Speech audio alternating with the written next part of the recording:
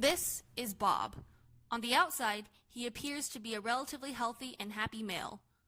But on the inside, he is very unhealthy and sad.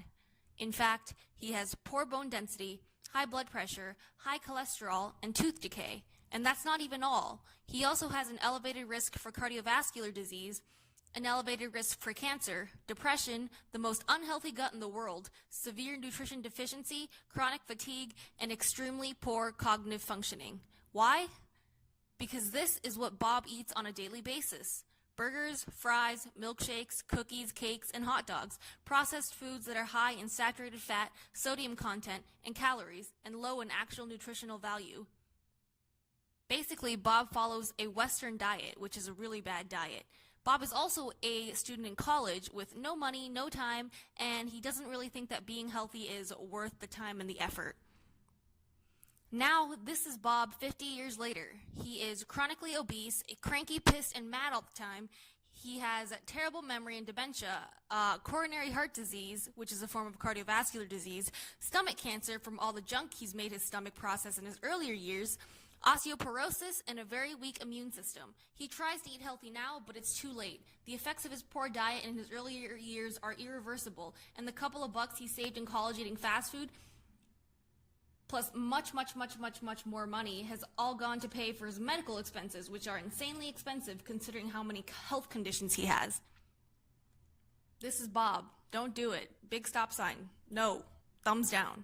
Eat healthy. On the other hand, this is Dan. Just like Bob, Dan is also a college student who has no money and no time. He, however, values his health and understands how important it is to eat a healthy diet for both physical and psychological health. However, unlike Bob, he eats a lot of fruits and vegetables, at least 5 servings a day. Throughout the week, he eats a lot of bananas, strawberries, apples, grapes, blueberries, oranges, broccoli, carrots, bell peppers, cucumbers, tomatoes, and cauliflower, just to name a few of the many colorful and healthy foods he eats.